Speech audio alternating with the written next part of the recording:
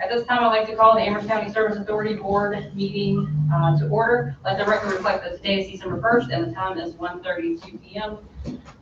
In order to move forward with the meeting, we need to take care of an administrative matter.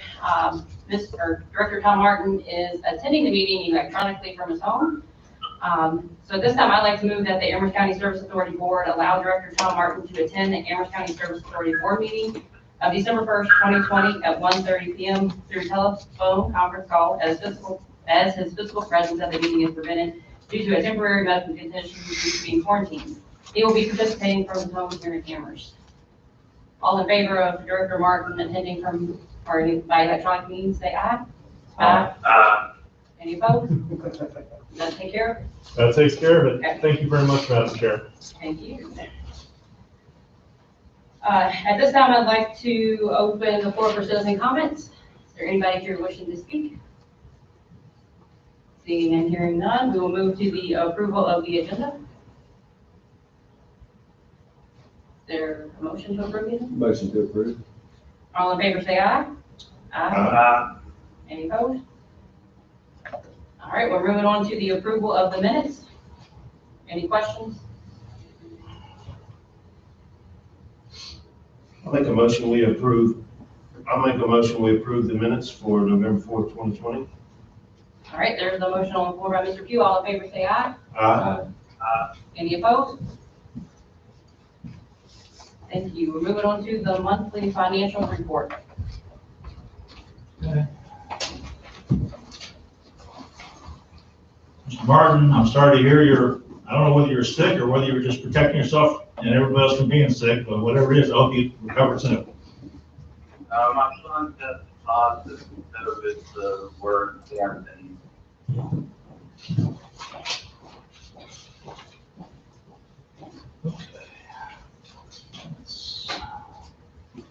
Financial report. Okay, before we actually get into the report, something that I apparently have neglected to do for, we've got several new board members on, and I should have done this in the past, but when you've been doing something the way it's been done for decades, new people come on board, and sometimes you get caught up in habits and you just forget that people need a little bit more explanation on some of this stuff. But I got an email, I think you all were copied on it, from Mr. Woods on Sunday regarding a question on draft budget, which was resolved. But it indicated to me that I had not really given you all much of an orientation on the financial report. And if you're not really familiar with it, it can be kind of confusing. So I'm going to take a few minutes right now just to give you a little bit on it. I sent you all an email earlier today that discusses it more fully and actually proposes some changes to page 1 of the report. So if you all would take a look at that, and I guess we could talk about that at the planning session we're going to do early next year. But the first thing I want to do is talk about the water sales and wastewater sales. If you go to the first page of the report, under items 1A, Water Department, and 1B, Wastewater Department, the first 3 lines constitute sales of each area. The water service is, I don't know why it's called that, it's just always been called that. That's one of the things that I want to change. It should be cash or check. This is when people come to the water office and or mail in a check or pay in cash or whatever. Electronic deposits is when people pay in that way. Typically it's businesses. The Central Virginia Training Center historically paid by electronic deposit, and that number was the electronic deposits number was typically pretty big every year because of the bills that they had. And third is credit card, which is of course payment over online or in the office or over the phone by credit card.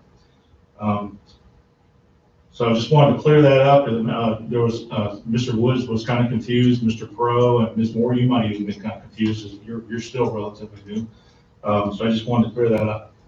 Now, in addition to that, while we're talking about that, I want to talk a little bit more about the things I've been talking about in the last couple of board meetings, which because this wasn't, what I just described wasn't really clear. Some of those things I talked about weren't really clear. And the first is the VDOT reimbursements. We've got the Woody's Lake Road project that we are doing and paying for, but I negotiated a deal with VDOT where they are reimbursing us all our costs for all the work we're doing inside of their Woody's Lake Road Improvements Project work area. So they pay by electronic deposit. And I don't know why our system is set up this way, but everything we get in electronic deposits is included in that line number 2 under Water Department, even if it's not water sales. And I'll look and see if I can't find a way to fix that, maybe put it under miscellaneous or something like that. But that's the way it is right now. And if you look at the current monthly report, you see that 480, the year to date for 2020 for that line is almost $487,000. The amount of reimbursement we've gotten from VDOT so far this year is almost $462,000. That amount has to be removed or discounted from the 486 because when we're looking at sales, and reimbursement by VDOT for work that we're doing is not sales. So if you take that number out, the amount of electronic deposits we actually have for water sales is actually a little bit less than $25,000. So it's a real big difference. And to be able to get an accurate picture of how we're doing water sales wise, that big VDOT number has to come out. So I wanted to explain that a little bit more fully.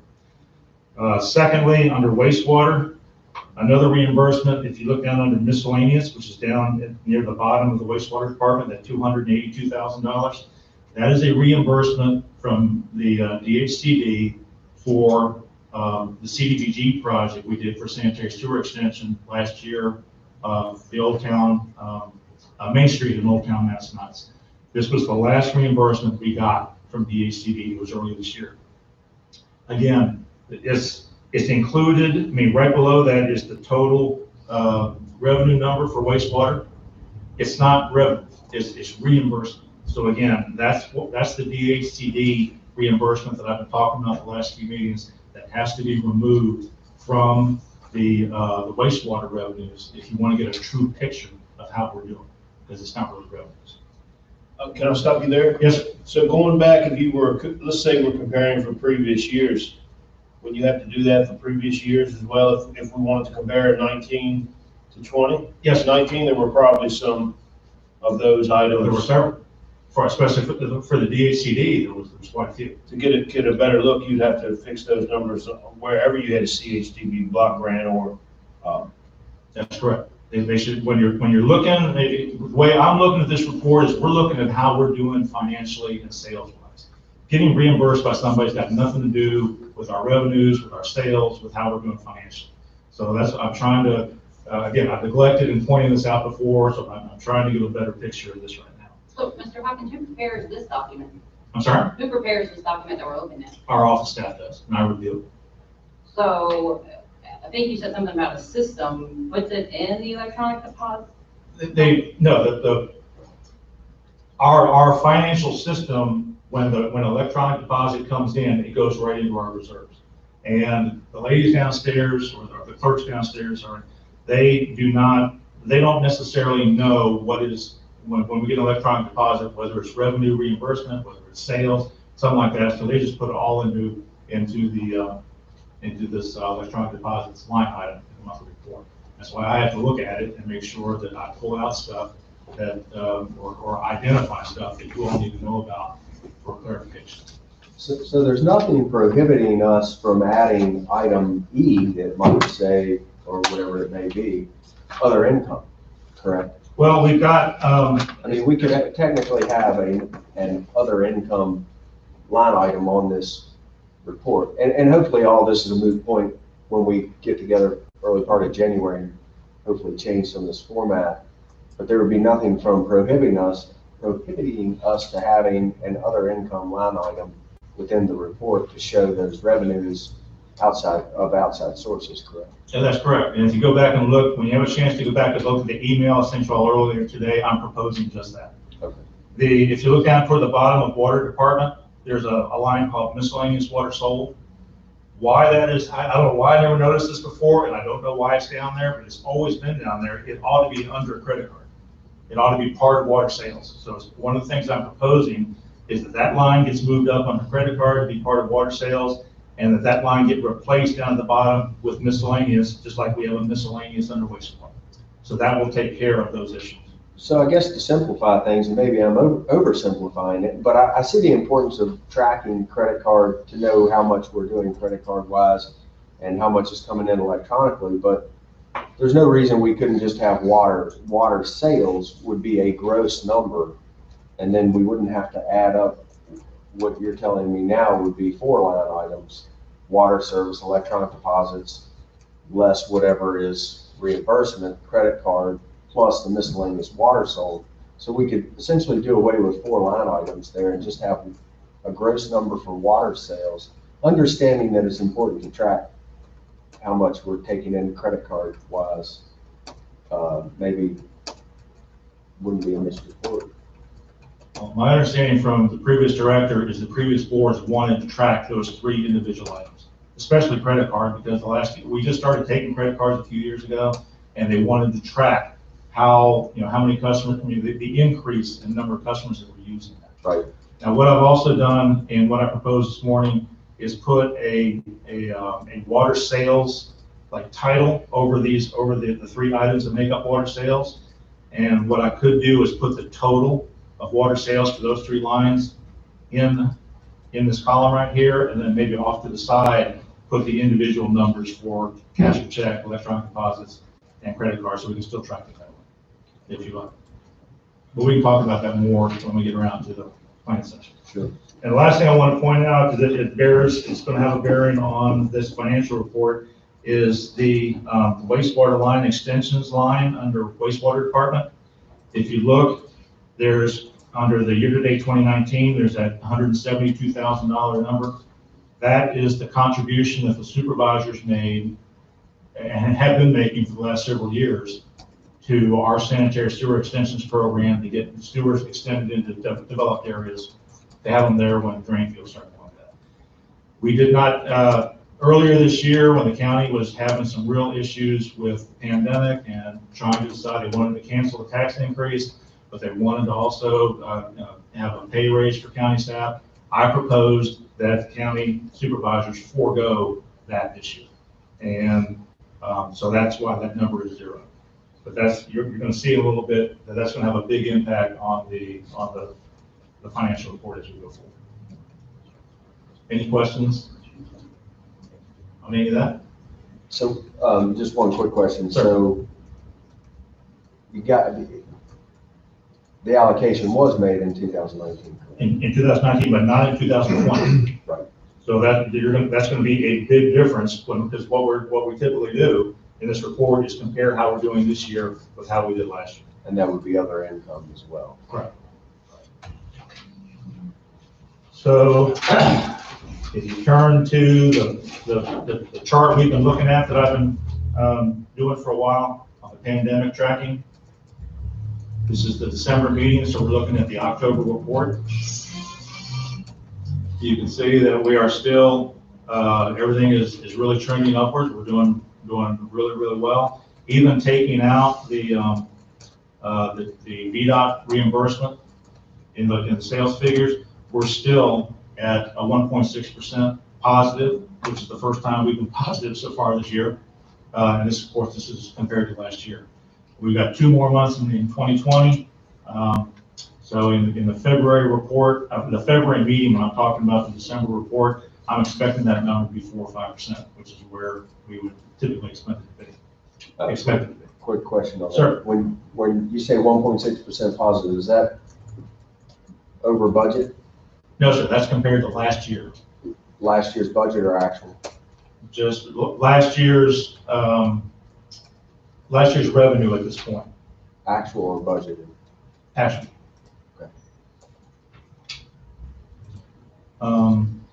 So you can see underwater, everything is now positive. There's nothing, we're not in any more deficits.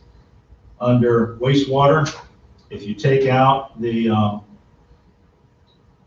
take out the DHCD reimbursement, I'm sorry, let me go back up. Just for the, if you take out the DHCD reimbursements, we're actually about 21% in the hole. But a lot of that is also due to the lack of that supervisor's contribution from the sewer money, which would also be considered revenue.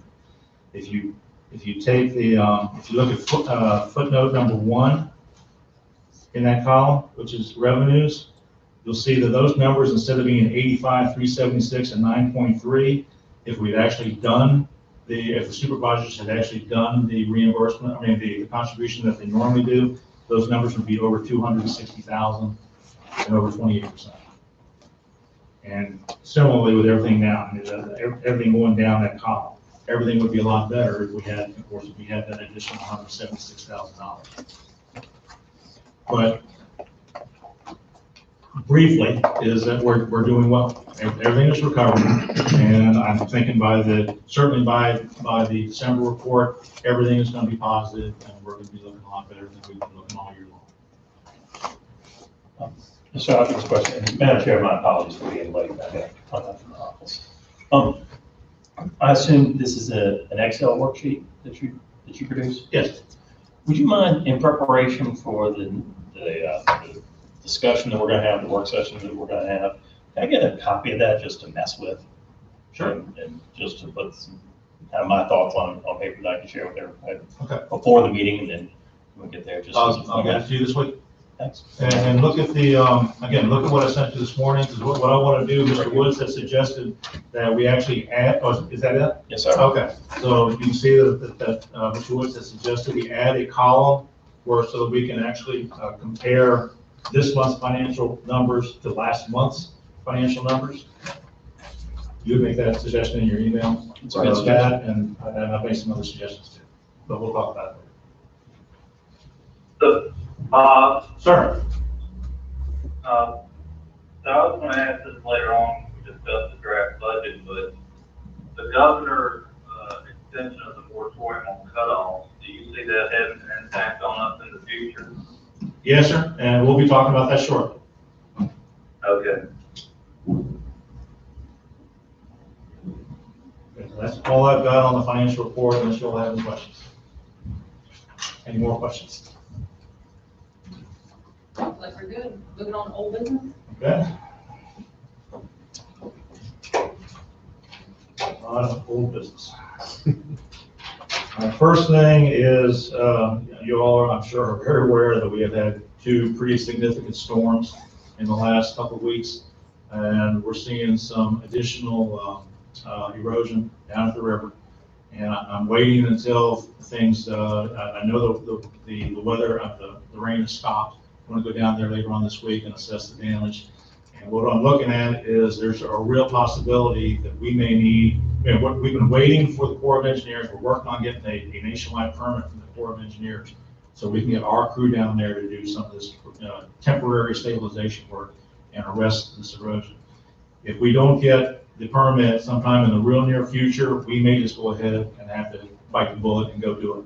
And I'll talk to the Corps if they raise an issue later and tell them what happened and just tell them, sometimes you gotta ask for forgiveness rather than wait for permission. Because we're within, I think it's less than 20 feet now, the erosion getting to that trunk sewer that serves half of Madison Heights, and we cannot afford to wait. So if we get to the point where I think we really need to move, I'll be touching base with each of you by email or phone call and just letting you know where we are. I'm already talking to the operations manager to get the crew ready in case we want to go ahead and start doing something like this. And then I will keep you all informed. What are the risks or repercussions if we move forward without their permission? A lot less than if we lose the sewer and have to shut down half of Madison Heights. Not to mention the environmental liability that goes along with it. Well, yeah. If we lose the sewer before we're ready for it, and we're dumping 500,000 gallons of raw sewage into James River, which ends up going down to Chesapeake Bay, I think we'd be a lot better off trying to apologize to the Corps of Engineers and explain. Yeah, I agree with this. Mr. Hopkins, I think at some point you just declare it's an emergency action that you have to take and then inform the Corps and say, this is what we're doing, and this is how we're doing it. Drive on. So that's what we're planning on handling. Yes, sir. What's your anticipated time frame from hearing back from the Corps? Well, we've been, I was working with them for a while, but, of course, I was so busy that I finally turned it over to Herd and Profit, and they've got a permitting expert who is really familiar with these nationwide permits. That was 3 or 4 months ago, and the last I heard, it was maybe a month ago, is that, I can't remember the guy's name now, Herd and Profit, but he was expecting to be spring. Would be the earliest that we would actually get a permit application for these things take forever. So is there a risk in us waiting 1 week or a month and potentially having another flood versus doing the work now? Well, that's why I want to go down and see, get a current look at where we are. The longer we wait, the more problem, correct? Well, if we keep having storms like this, we could lose it real quick, and I don't want to take that risk. Mr. Woods, Yes. I actually was working on a case. I just wanted to check and see if this opinion from the Supreme Court of Virginia came down. I actually was working on a case earlier this year where the city of Suffolk was sued for exactly a situation like this, and their liability was extremely significant. And I can certainly advise you on the legalities offline, just as Mr. Hopkins can advise you on just how likely we are to have a problem. But suffice it to say that it is a major concern to me if Mr. Hopkins is telling you that there's a likelihood of there being a practical issue. Just to put that in a little more simple terms, you're concerned that there could be some significant legal liability or repercussions from the Corps if we were to go ahead. We've got to balance that against the potential repercussions from the failure. Well, there's liability from the Corps. There's also liability for polluting state waters. Oh, yeah. So which liability were you referring to? I was referring to both, but I need to advise you on the balance there because, again, the case I was working on was they were fine with, they got fined with the Corps and DEQ. Oh, It was okay. people who also lived along the river who were suing them. That's the explanation. Yeah. It wasn't a concern with the Corps. It was a concern with the discharge liability related to the discharge, which Exactly, is significant. I agree. Yeah. Yes, Nothing else there? Woody's Lake Road project we were talking about a few minutes ago. The water main is now installed from Walmart to the east end of the project, and I believe that the most, if not all, of the existing services have been moved to the new line. We asked VDOT for reimbursement of almost $285,000. That was on November 6th. We haven't gotten that yet. They've got a 30-day window to make that response, and send us the money. The holidays may have also held them up. I've got an appropriation in new business. We'll talk about that in a little bit, as whether or not you want to go ahead and do that now. The VDOT money should arrive this week, but we'll talk about that in a little bit. You can see from the report where we are work-wise. And they're about to start the water line extension from the Walmart entrance up to Route 29, where they will tie into our water main in Route 29. And we'll be talking about that again in new business also.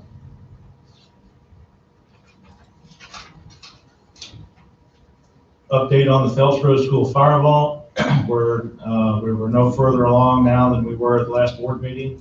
I sent the contractor in, Mr. McCormick, a couple emails this morning, just asking for an update. I had actually heard from the vault fabricator about 3 weeks ago.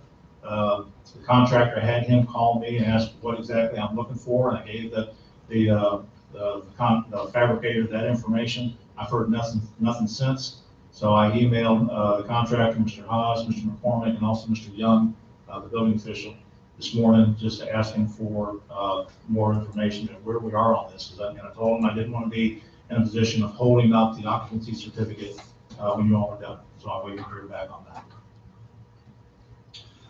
Next item is the mobile home park down near the river. I sent you all a draft letter about the middle of this month regarding that I was going to suggest we send to our state representatives to try to get some help in moving the officials along to help with the funding of this project, to keep the water services down to the trailer park, which is being caused because of the state. And I wanted to see whether you all wanted me to proceed with that, whether you all had any changes to the letter, or what you all wanted me to do. I don't want to wait too long on this, because I think Ms. Moore at the last meeting, when I brought this up, you actually asked, well, they're going to be closed at the end of this month. What's the deadline for getting this done? And Mr. Hall explained that we probably have a good bit more time, but at the same time, I don't want to wait a long time to get this to Mr. Newman and Mr. Walker, Mr. Walker, Mr. Peake, and everybody else. Or any thoughts? I think it's a good idea to put it through. I think Senator Newman's probably going to be your best approach on that. I think he's been most heavily involved with, I believe that's right, with the CBTC funding issues. It'd be helpful if the letter could be compressed or have some highlighted instances or phrases in it somehow. I thought it was a little bit wordy for the time that they will have. I know you're trying to present the case and why and all the information, but realistically, they're not going to read it all. So I would recommend having a couple of big bullet points in there and just say, this is what we're requesting. Okay. How about like maybe an executive summary? Yeah. Just the first page, and they can look at that, and if they want to see details after that. I think that would work well. Just a one pager, Right. Dear whomever, please find attached the detail attached to support our request. But in short, we're asking for A, B, and C. Okay. And I think it's good to get that out there. But that's just my opinion. Any other suggestions? I think it's good. Anything that's shorter that somebody might actually read is going to be better for us in our situation. People don't have a lot of time, and something like that would be perfect. Okay. You want me to bring this a revision back at the next meeting, or send you an email or to go ahead and get it out? Either way is fine. I think time's critical. I think you need to get it out. They've got a filing deadline. I think right before the session, they're limited to how many bills they can file too. I will get that done. Thank you. If the board doesn't object, I'll be happy to talk to Senator Newman and just or get him prepared and see if he has the ability to carry something for us. That would help. Thank you, sir. That'd be great. The Grand Creek Reservoir Dam Improvements Project, the bonds, we had a successful bonds closing on 11/18, and I don't know whether you really want to see it, but I included some of the documentation from DRA. You can look at it at your leisure. The Westvale Core Sanitary Sewer Extension, I've got Hurt and Profit preparing a proposal. We've talked about that at the last board meeting. We'll give you authorization to proceed. And I've got Hurd Traffic doing the engineering services proposal for the design and the survey and inspection. You all know this because you were all there, but just for the record, I want to point out that ordinance 2020-0015 for the Service Authority's 2021 rates adjustments was approved by the board again on 11/17 and adopted by the supervisors. You have a copy of the executed resolution in your packet. I wanted to bring up I sent an email, going back to the board planning session that I mentioned a few minutes ago. I sent out an email to you all a while back asking if you all have some thoughts as to when you might want to do this. Has there been any thoughts about it? I don't remember hearing back from anybody. I want to go ahead and start getting this plan, and it would, to pick a location, it would help if I know pretty much when you want to do this. That type of stuff is really hard to do by, even if I've got my calendar with me, I don't know. Me too, we can discuss Everyone it knows now. we can have it in a date now. But Okay. I'd be okay looking at sometime in January, that way we can start New Year fresh. I agree with you. Okay, well, maybe, could I get you all to maybe send me 4 or 5 dates and times? How about you send us 4 or 5 dates? How about, Okay. well, and That'll work. do we want to keep it on the normal, like, we normally meet on Tuesday, I mean, like, I don't know, I'm going, the 19th, the 18th is a holiday, maybe the 26th. It's a suggestion, or sooner than that, could be the 12th. I always have a conflict on the third That's Thursday. a Tuesday. Okay. I was trying to keep, since we meet on Tuesdays, I was trying to Keep it on Tuesday. On Tuesday the 12th, we have an Old Town Madison Bank project team meeting. We have to be done before 4. I think you suggested 26th. Or He said the 12th or the 26th. Or the 26th. I was just trying to find a Tuesday that wasn't backed into a holiday. The 26th I could do. I'm good on the 26th. I think I'm supposed to be out of town a week from the 12th to the 15th. 26th. Mr. Martin? January 26th, Yes, the Tuesday, it is. is that your work? As long as during the day you have a council meeting, is it that night? Do you, Typically there at night, and the day, Is it during the day on Tuesday, January 26th, any particular venue? I mean, you just want to do it at the water office or here? Here is fine with me. It's more room here. I can get with So, Mr. just have a Rogers, conference we have with a small room. it works about afternoon, I guess just afternoon of the 26th. However long I can. I don't come know, in the morning, whenever. I mean, how long are we looking to, I mean, this would be like about a half-day deal, you think? Well, that's another thing. I asked you for, as part of that email, for suggestions. I mean, this is a planning session, first one we've ever done. And I'm going to send you, I sent you some suggestions. I'm going to send you some more information later on this week. But if you all have some specific things that you all want to talk about, that you want in the agenda, let me know. Well, I think financials and budget, you should just go ahead and put that on the agenda. They're already in there. And maybe your capital plan, what your long-term capital plan is over the next several years. And I hate to do this, but I think we should just block the whole day Okay. in case discussion takes a little bit longer than Start in the morning and just. like we'll 9 finish to with 3 or something like that. All right. I'll get a room set aside or arrange with Mr. Rogers.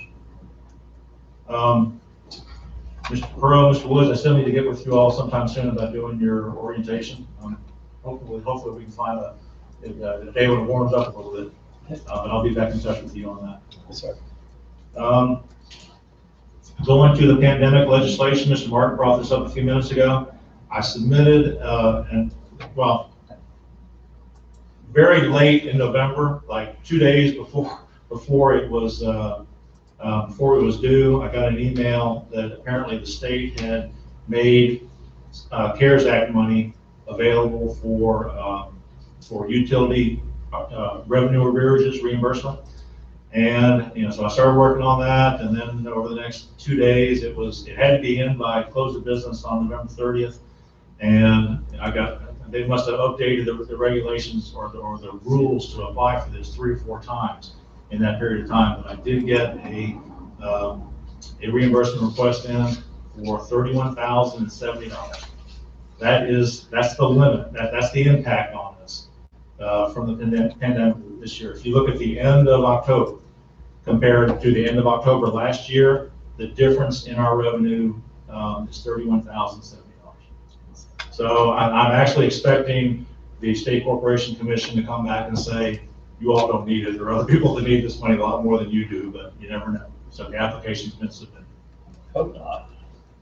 I hope not too. It'd be nice to have, but we'll see.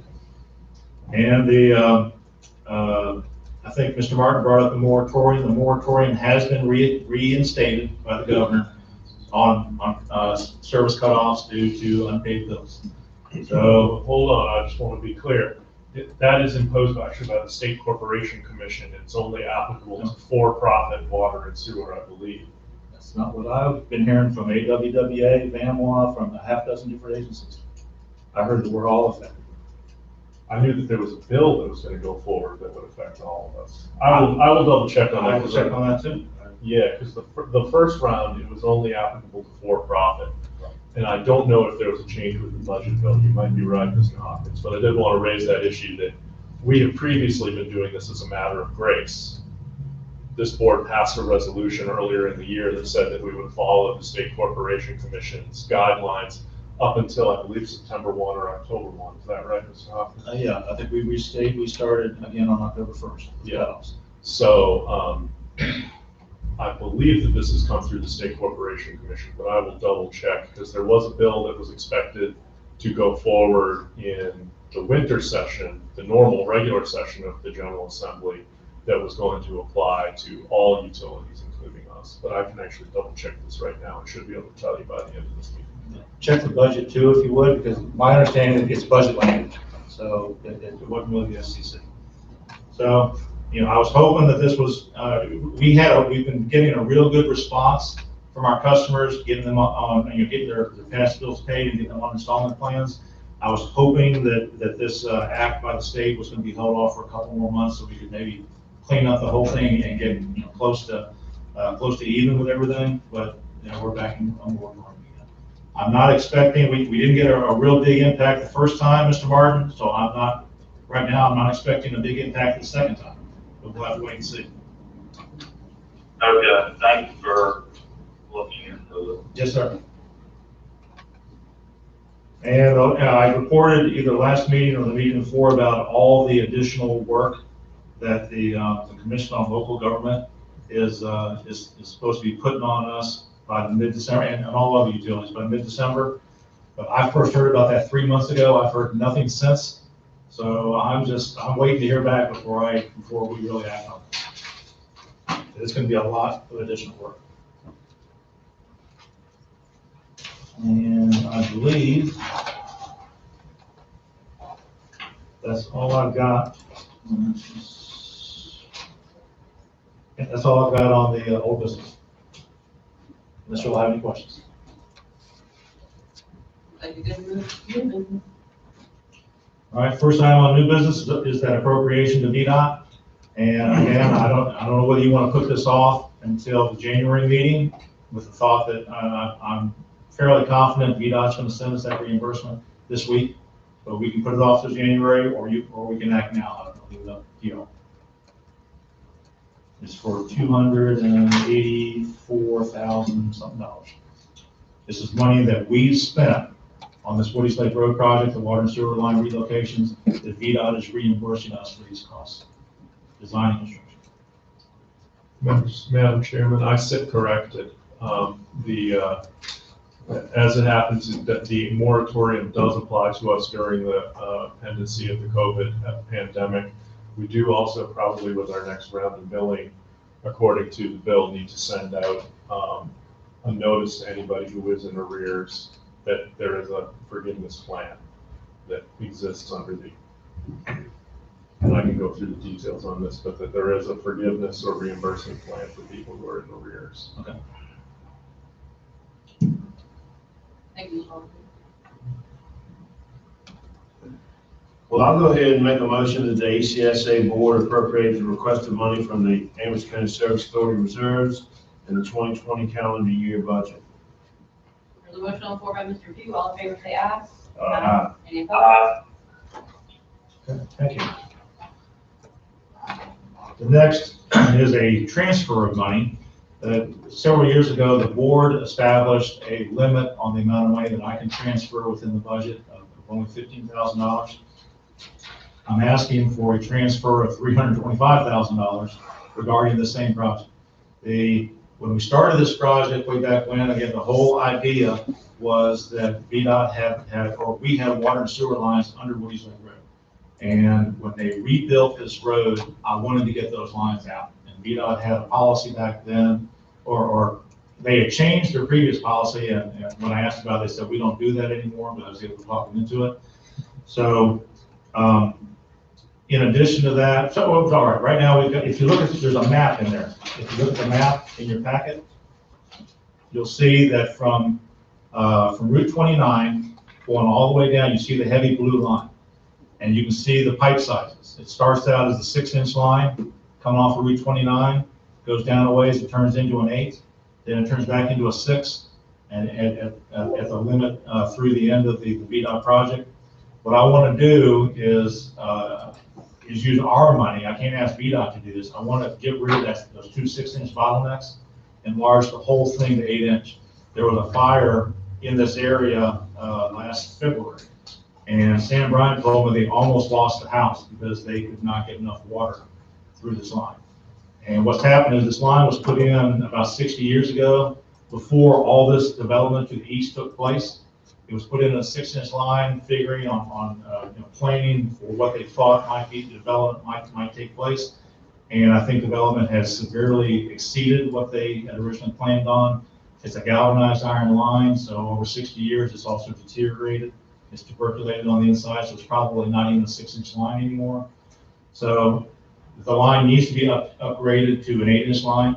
So we're doing that, but I also want to get the line extended from the VDOT project up to Route 29 and tied into the Route 29 main with an 8-inch line.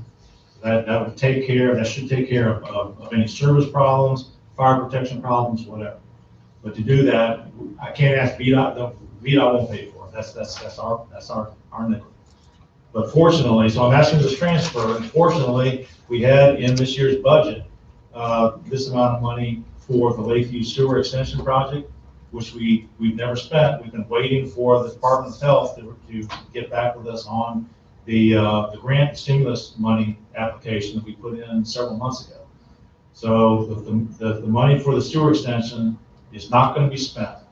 So I'm asking that we transfer that money to do this water line extension to eliminate the problem on Woody's Lake Road without having to dip into the Service Authority reserves. So, Mr. Hopkins, what's happened is we have taken care of Woody's Lake, but these 6-inch lines are outside of the Woody's Lake. Outside the Woody's Lake, outside of the VDOT project. Okay. They're still underneath they're still underneath the section of Woody's Lake Road from the VDOT project all the way back up to Route 29. So we're not only going to improve the lines, we're going to get the lines out from underneath the road so we can get to them when we need to. Mr. Hopkins, this sounds like a good project. I don't like having 6-inch water lines in there. Probably you don't either. No, sir, we're trying to get rid of as many of them as we can. And having an 8-inch water line will certainly provide better fire protection too. I guess you've got that more recent development towards the end of Woody's. Yes, Lane, that whole area down there. So there's a greater demand there, greater likelihood of fire, and anytime you can improve fire protection and safety, I think it's a good idea. I don't have a motion in front of me, but I would certainly make that motion to approve the transfer. How much is the transfer that you're requesting? I've seen different numbers within the right up here. It's $325,000. And I don't think it's going to be that much, but I'd like to go ahead and just move that money in. And if we don't spend it, then it'll go back into reserves. But right now it's in the budget. It's not going to be spent, so we're going to reserves anyway. So we got a motion. It's the motion that's printed on the agenda that I can't see. So you're making a motion for the Service Authority Board to approve $325,000 transfers to the 2021 calendar year budget. Does that have that? Within the 2021. No, not within the 2020. I'm sorry, within the 2020 calendar year budget. Oh. Madam Chair, thank you for reading the motion. I certainly would make that motion, I guess I did not, let them charter the car. Well, as adopted my words, there's a motion on the floor by Mr. Barrow. All in favor, say aye. Any opposed? Thank you very much. Next item is something that me and Mr. Lockaby are going to be really happy to get off our plate. We have a single cell tower lease on our crisis store tank or water storage tank lot. The AT&T contacted me about 4 or 5 months ago. They want to go through and exchange some of the equipment and do some structural work on the cell tower. And I've worked with the, well, first of all, they sent us drawings and they sent us a structural analysis. I reviewed them. I also got a third party to review them at AT&T expense. And Mr. Lockett, Mr. Lockman and I drafted up a lease amendment, and we've been going back and forth for several months about this. We're now in agreement on how the amendment should read. AT&T is also in agreement, and you have in your packet a copy that's been signed, executed by AT&T. And so what I'm looking for is authorization for me to go ahead and sign for the service authority and get it recorded and get it back to AT&T. Is there an increase in the lease amount that we're receiving? Now, this has got nothing to do with the lease term. All it is for them to come in and do some structural work. And you all hammered that out and are fine with the agreement and the structural analysis. Madam Chair, I make the motion to approve Mr. Hopkins signing the lease on behalf of the service board.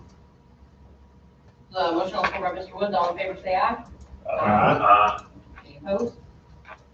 Thank you very much. And along those lines, now that you brought that up, Mr. Woods, we are actually looking, I'm talking to, well, let me go back. We actually, when I first got here, March of 2017, AT&T contacted Mr. French when he was director, and Dan just kind of handed it off to me because he didn't want to deal with it. They want to change the terms of the lease. And I've been working with AT&T on this for almost 4 years now. And I'll go into details about it. It's been a comedy of errors. But just that's going to be coming forward, hopefully early next year, that we can put this to bed.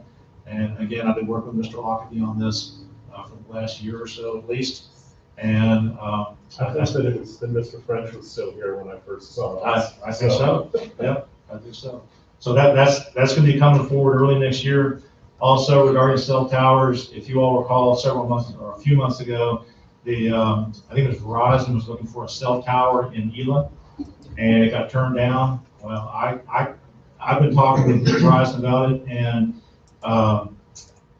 they actually contacted me about service authority property, and we think we have a good site on a piece of service authority buffer property east of Elam, around the reservoir. So I'm still talking with the guy's name is Nate Holland, I think, and we'll be talking about that. I'm going to keep working with him and probably come to you all early next year, hopefully, with a proposal that we sign a new lease. It gives us more revenue for a new cell tower that'll serve the Elam. And that's all I've got on this. Next item is the debt set-off report. This is something every 3 years, we hold on to bad debt for 3 years after it first occurs. Bad debt is people skipping out on their bills, moving away, whatever. After 3 years, we write it off. And we hold on to it that long in the hope that we can track people down and collect at least some of this money. But after 3 years, we figure it's futile, so we write it off. But we don't just eliminate it, we actually send it to the state, the debt set-off program. Actually, if you go to page 5 of the current financial report, you'll see that we actually got $31.50 back from the debt set-off program for bad debt. So that helps to offset the almost $34,500 that we are going to be writing off this year and sending to the debt set-off program. And this is actually for the year of 2017. So again, we do it after 3 years.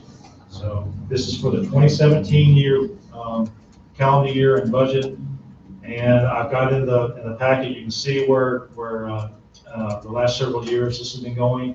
It's been slowly going up, and starting in 2018, again, if you read the report in the packet, I've got about a half dozen things that I'm working on to try to arrest this, and also I've been working with Mr. Lockerbie here and there on a customer assistance program to see what we can work out, whether it's monetary or insurance policies or whatever.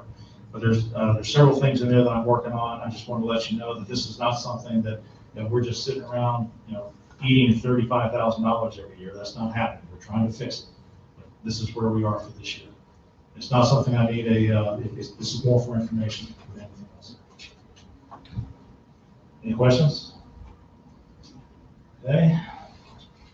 Last item is the budget. I sent you the budget, the working budget on November 3rd, and there were no comments coming back from the board. At the board's request, I sent it to the county finance director on November 4th. I got a response a couple weeks later that with 3 minor comments that I pretty much already addressed in going from the working budget to the draft budget. And following that, I sent the draft budget to the board on November 15th. I got an email comment back from Mr. Woods on this past Sunday. Nothing back from anybody else. And I'd also sent it to the finance director on the 19th. Never heard back anything from her that she had any issues. So pending any comments that you brought back to this meeting, I'm thinking that we're in a position where we can go ahead and approve this. But if you all do have comments, anything you want me to change, anything that you have questions about, let's have at it and see if we can't get this thing knocked out. So, Mr. Robbins, one of the things that I would be interested to see is this is budgeted years, like these are budgeted numbers for 2016, 17, 18, and 19, 20, and 21. You're talking about on page 1? Yes. Yes, ma'am. So, what was our actual spend? What was what? Our actual spend. I can get you those numbers. They've never been part of this budget. Nobody has ever asked for them to be part. The amended budget, the end of the year amended budget has never been never been part of the next year's budget. Nobody's ever asked for it. But I think Mr. Woods had also commented on that. I think Mr. Pruitt also commented on that. That's one of the changes that we want to make for the budget next year. But at this point, considering that we need to have this in place pretty soon, I'd like to go ahead, if there are no major issues with the budget itself, I'd like to go ahead and get it approved, and then next year, at the planning session, we'll be talking about how to adjust the budget format for next year. Mr. Hopkins, with the moratorium in effect for cutoffs, should we either set up a reserve for a revenue loss or decrease the water revenue numbers? I wouldn't think so, based on what we saw we had a moratorium in place for 6 or 7 months this year, and the total impact was $31,000. Which is less than the debt set-off money from 3 years ago. I think we've got money in reserves. If we get hit hard, which I don't expect, I think we've got plenty of money in reserve to handle it. We can do it if you want to. I just don't really think that's necessary. So, Mr. Hopkins, kind of along that line on the income from services on water, it looks like the adopted calendar year 2020 budget was $3,308,000. Got amended at some point to $3,415,000. The draft budget shows that $3,404,000. Are the rate increases offsetting the reduction in revenue from the training center? To an extent, not completely. The numbers on page 1 of the budget come pretty much straight out of the pro forma that you all adopted from Davenport, our financial consultants. That the $3,404,000, that is their projection for our revenue, our water sales revenue for next year. And I just use their numbers because I really don't have any way of even guessing that myself. And they're the experts, and I like relying on experts. So that's where that number came from. I'm not expecting any significant impacts on from the pandemic. When they do the pro forma, Davenport includes we give them all the numbers that are coming up regarding the reduction in water sales, regarding the training center. They include that. We give them all everything having to do with the service authority finances, the upcoming budget project, or the capital projects, the last year's audit, last year's budget, the current budget, anything we can think of, anything they can think of, we provide them, and they include all of that in coming up with these numbers. Okay.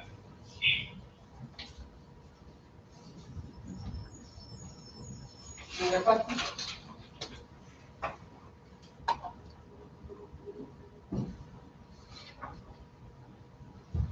And you're looking for a motion from us. Yes, ma'am. Anybody want to make a motion? That's good.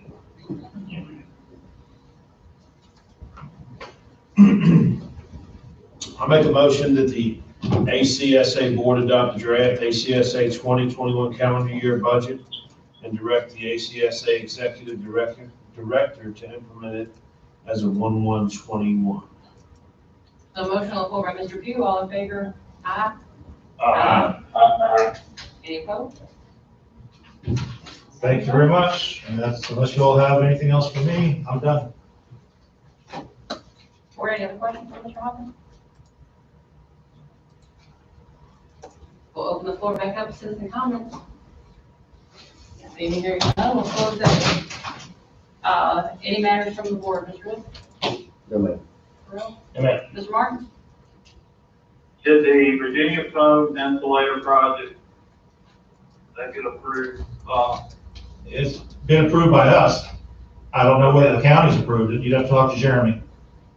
All right, thank you for taking care of it. Yes, sir. Now, they were here, I was up here yesterday and I saw that they had a truck up here. They were up here talking with somebody, so I'm hoping it got approved. All right, thank you, sir. Yes, sir. No further. Thank you, Mr. Martin. Mr. Pugh? No, ma'am. I have nothing. Is there a motion to adjourn? So moved. Motion on the floor by Mr. Pugh, all in favor say aye. Aye. Any opposed? Thank you. Thank you very much. Appreciate your all's time. Thank you, everyone, for letting me participate. Yeah. We'll call you back for the board supervisors. See you later. Okay, well, Sorry. not a problem.